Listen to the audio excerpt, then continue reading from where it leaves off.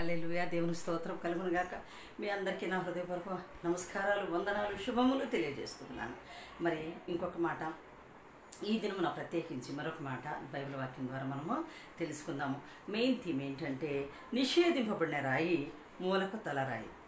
ఇల్లు కట్టువారు ఏ రాతినైతే నిషేధించిరో అదే మూలకు తలరాయి అవుతుందట. అది ఏ విధంగా అవుతుంది, మనం ఎలా ఉన్నాము, మనం ఎలాంటి వాళ్ళము అనేది కూడా మనం ఈ వాక్యం ద్వారా తెలుసుకుందాము. పరిశుద్ధులారా, పరిశుద్ధమైనటువంటి దైవభక్తులారా, విశ్వాసులారా, మరి నా ప్రియ సహోదరి సహోదరులారా, నా ఆత్మీయ బిడ్డలారా, మీ అందరికీ కూడా ఒక మంచి మాట చెప్పబోతున్నాను.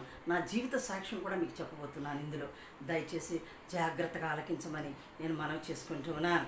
మరి ఏమంటున్నాడంటే చూడండి, ఒక మాట, మనుష్యుల చేత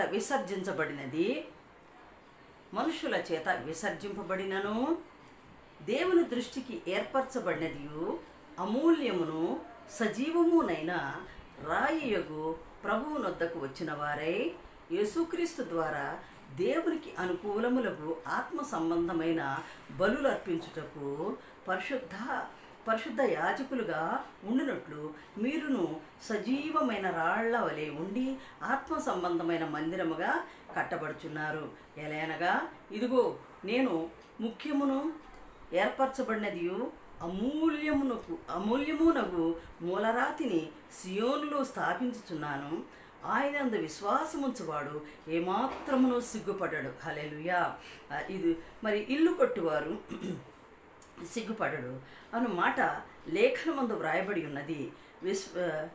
విశ్వసించుతున్న మీకు ఆయన అమూల్యమైనవాడు. విశ్వసింపని వారికైతే ఇల్లు కట్టువారు ఏ రాతిని నిషేధించిరో అదే మూలకు తలరాయి ఆయన. అబ్బా, వండర్ఫుల్ వర్డ్స్. పరిశుద్ధ దేవునికి వందనాలు, స్తోత్రాలు చెల్లిస్తున్నాను. కృపగల దేవుడు మనందరితో ఈ వాక్యం ద్వారా మనతో మాట్లాడుగాక. ఎవరెవరైతే మనుష్యుల చేత విసర్జించబడుతున్నామో, చూడండి, మనుషుల చేత విసర్జించబడతాము. మనుషులు మనల్ని గేలి చేస్తూ ఉంటారు, మనల్ని గురించి చెడ్డగా మాట్లాడుకుంటూ ఉంటారు. మనల్ని గురించి మన జీవిత చరిత్ర, మనం పడిన పాటలు ఏంటో వాళ్ళకి తెలియవు కానండి, లోపల మనల్ని గురించి చెడ్డగా ప్రచారం చేస్తూ ఉంటారు, చెడుగా మాట్లాడుతూ ఉంటారు, ఎన్నో చేస్తూ ఉంటారు. అయినప్పటికీ మనం ధైర్యంతో నిలబడి ఏ విధంగా జీవించాలో కూడా ఈ వాక్యం చెబుతూ ఉన్నది. ఈ పేతురు రాసిన మొదటి పత్రికలో 2వ అధ్యాయంలో 4వ వచనం నుంచి నేను చూస్తూ ఉన్నాను అనమాట. దేవునికి స్తోత్రం కలుగునుగాక. కాబట్టి ఏమంటున్నాడంటే, మరి మనుషుల చేత విసర్జించబడినను దేవుని దృష్టికి ఏర్పరచబడినది అమూల్యమును సజీవమునైన రాయి యొగు ప్రభువు నొద్దకు వచ్చిన వారే. ఆ రాయి ఎవరండి? సజీవమైన రాయి, అమూల్యమైన రాయి యేసుక్రీస్తు వారు. ఆ రాయి అంటే ఏంటండి? నిలకడ అయినది, తొలగిపోనిది, పడిపోనిది, స్థిరత్వం కలిగినది రాయి. చూడండి, ఎక్కడ పెడతాం అది అక్కడే ఉంటుంది. అది గాలికి కొట్టుకుపోదు. దాన్ని ఎవరు కూడా మరి తొలగించలేరు, అంటే ఎత్తలేరు. పెద్ద రాయి ఉందనుకోండి, దాన్ని ఎత్తగలరా? లేదు. కాబట్టి స్థిరమైన రాయిగా, స్థిరమైన పునాదిగా మనకున్నటువంటి యేసుక్రీస్తు వారిని మనము ఆశ్రయించిన ఎడల ఎంతమంది మనల్ని త్రోసివేసినా, ఎంతమంది విసర్జించినా, ఎంతమంది చెడు మాటలు మన మీద పలుకునా, కాబట్టి మనము చెక్కు చెదరమండి. ఎందుకని? ఆయన తల్లి గర్భంలోనే మనల్ని ఏ విధంగా ఏర్పాటు చేసుకున్నాడో తెలుసా? మరి క్రీస్తు ద్వారా దేవునికి అనుకూలమును అగు ఆత్మ సంబంధమైన బలులర్పించుటకు పరిశుద్ధ యాజకులుగా ఉండునట్లు. చూడండి, తల్లి గర్భంలో ముందుగానే ఎన్నుకుంటాడు దేవుడు. పరిశుద్ధ యాజకులుగా ఉండునట్లు తల్లి గర్భంలోనే ఆయన ఎన్నుకుంటాడు. కాబట్టి వాళ్ళు ఎంత లోకంలో ఎలాంటి స్థితిలో ఉన్నా కూడా, చెడిపోయిన స్థితిలో ఉన్నా కూడా, దారి తప్పిన స్థితిలో ఉన్నా కూడా, వాళ్ళని యేసుప్రభువారు ఏం చేస్తారు? వాళ్ళని చెవులు పట్టి పిండి అయినా సరే ఏదో ఒక రోజున ఆయన భక్తులుగా మార్చుకుంటాడు. అలాంటి వాళ్ళే దేవుని యొక్క యాజకులుగా మారుతున్నారు. కాబట్టి ఎందుకని? సాక్ష్యం లేనివాడు నా వాడు కాదు అన్నాడు. నీ అనుభవం లేనివాడు నా వాడు కాదు అంటాడు దేవుడు కదా. అనుభవంతో కూడినటువంటి వాక్యం చెప్పినవాడు. మరి చూడండి, దేవుని నిజముగా గుర్తిరిగి, దేవుని నిజముగా రుచి చూసి ఎరిగిన వాళ్ళు దేవుని యాజకులుగా ఉంటారు. దేవుని యాజకత్వం చేసేటప్పుడు బహు జాగ్రత్తగా ఉండాలి. సమస్త ప్రవర్తన కల్మషం లేకుండా ఉండాలి. మరి స్తోత్రం కలుగును గాక. ఏమంటున్నాడు? ఇంకొక మాట అంటున్నాడు చూడండి, యేసుక్రీస్తు ద్వారా దేవునికి అనుకూలమగులకు ఆత్మ సంబంధమైన బలులను అర్పించుటకు పరిశుద్ధ యాజకులుగా ఉండినట్లు మీరును సజీవమైన రాళ్ల వలె ఉండి ఆత్మ సంబంధమైన మందిరముగా కట్టబడుతున్నారు. చూడండి, ఎలా ఉన్నామంట? మనం కూడా ఈ వాక్యం చెప్పేటోళ్ళు కూడా ఎలా ఉన్నారట? సజీవమైన రాళ్ల వలె ఉన్నారు, ఆత్మ సంబంధమైన మందిరముగా కట్టబడుతున్నారు. హల్లెలూయా. ఎస్, మై లార్డ్, దేవునికి స్తోత్రం కలుగును గాక. సజీవమైన రాళ్ల వలె ఉన్నాము, మందిరముగా, దేవుని మందిరముగా కట్టబడుచున్నాము. అది ఎలాంటి మందిరము? ఆత్మ సంబంధమైన మందిరము. దేవునికి స్తోత్రం, హల్లెలూయా. ఆత్మ సంబంధమైన మందిరముగా మనము కట్టబడుచున్నాము. చూడండి, నీ జీవితంలో నువ్వు సాక్ష్యం కలిగి ఉన్నావా? దేవుడు నీకు ఎన్నో అనేకమైన అద్భుతాల కార్యాలు చేస్తున్నాడు, అనేకమైన ఉపకారాలు చేస్తూ ఉన్నాడు. అవి మరువలేనివి, మరవజాలనివి. కాబట్టి మహోన్నతుడైన దేవుని నిత్యము మనం స్తుతించవలసిన వారమై ఉంటూ ఉన్నాం. హల్లెలూయా. మళ్ళీ ఇంకొక మాట అన్నాడు, నేను ముఖ్యమును ఏర్పరచబడినదియు అమూల్యమునకు మూలరాతిని సియోన్లో స్థాపించుతున్నాను అంటాడు దేవుడు. ఆయన యందు విశ్వాసం ఉంచేవాడు ఏమాత్రమును సిగ్గుపడడు. దేవుని యందు విశ్వాసం ఉంచిన వాడు ఏమాత్రము సిగ్గుపడడు. ఇప్పుడు చూడండి, ప్రతి వాళ్ళు కూడా లోకము రాకడి దినాల్లోనే ఉన్నాం, వచ్చేస్తుంది కాదు, రాకడి దినాల్లోనే ఉన్నాం ఆల్రెడీ మనం. ఎందుకని? ప్రభువారు నోవహు దినాల్లో చెప్పినట్లుగా, జలప్రళయంలో చెప్పినట్లుగా ఏమంటాడు?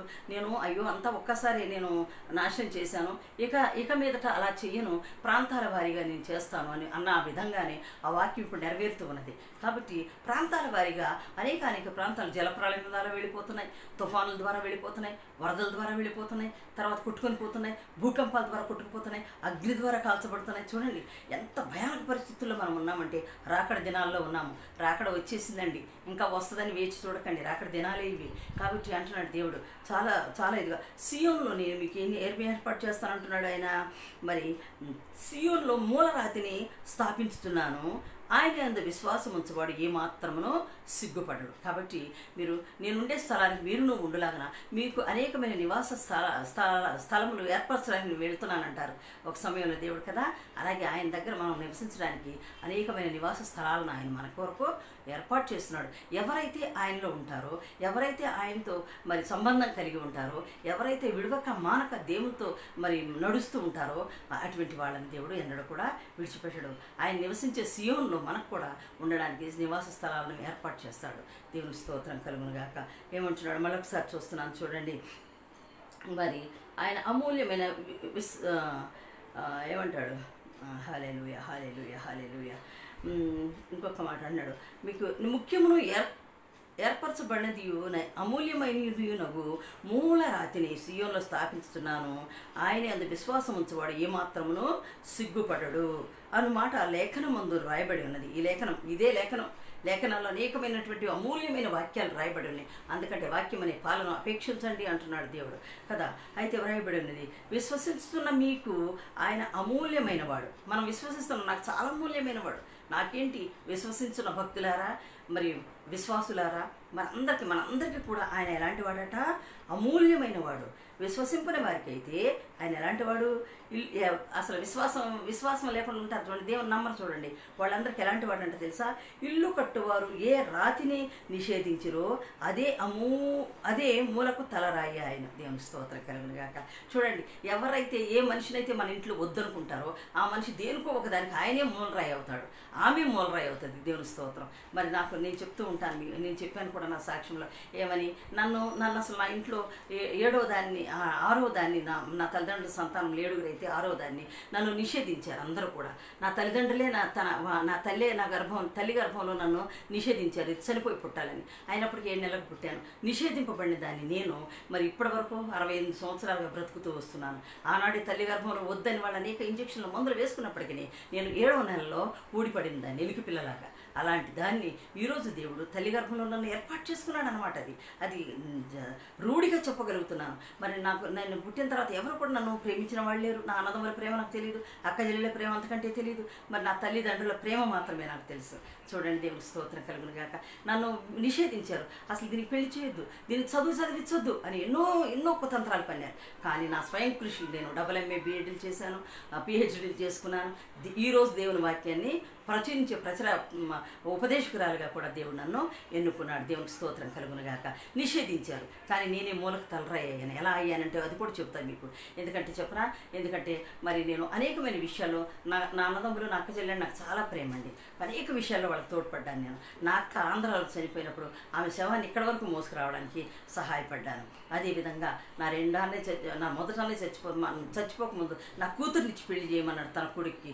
అలాగే నేను చాలా కట్నం ఇచ్చాను. ఎంత అని చెప్పనండి, ఎందుకంటే చెప్పడానికి వద్దు, అవి జరిగిపోయినాయి. అయితే ఎంత ఇచ్చి కట్నం చేశాను, కానీ వాళ్ళు చాలా మోసం చేశారు నా బిడ్డని. నా జీవితమే మోసపోయింది వాళ్ళ ద్వారా, అంటే వాళ్ళ కుటుంబం ద్వారా. నా కూతురు జీవితం కూడా మోసం చేశారు. అలాగే మూడో అన్నయ్యని ఇక్కడ చచ్చిపోతే ఆంధ్రాకి తీసుకుని వెళ్ళాను. ఇట్లా ప్రతి ఒక్కరికి ఏదో ఒక విషయంలో నేను చేస్తూనే ఉన్నాను. నా చెల్లికైతే గుండె జబ్బు వచ్చినప్పుడు నేనే పట్టుకెళ్ళి బాగు చేయించాను, హాస్పిటల్లో జాయిన్ చేశాను. పెరాలసిస్ వస్తే నేను జాయిన్ చేశాను. ఇటువంటి ఎన్నో ప్రతి ఒక్కరికి నా పైసలు లేనిదే లేదండి. కానీ నన్ను వాళ్ళు ఎంత నిషేధించారో, కానీ తలరాయి చేశాడు దేవుడు. అదేవిధంగా ఆ ప్రేమ, జాలి, దయ, కృప, కనికరము అవన్నీ కూడా గుణాలు, ఆ లక్షణాలన్నీ దేవుడు నాలో పెట్టబట్టి నేను అన్ని కార్యాలు చేయగలిగానని మీకు దేవుని సముఖంలో నేను చెప్పుకోగలుగుతున్నాను. దేవుడి కొద్ది మాటలు దీవించి ఆశీర్వదించును గాక. ఆమేన్, ఆమేన్.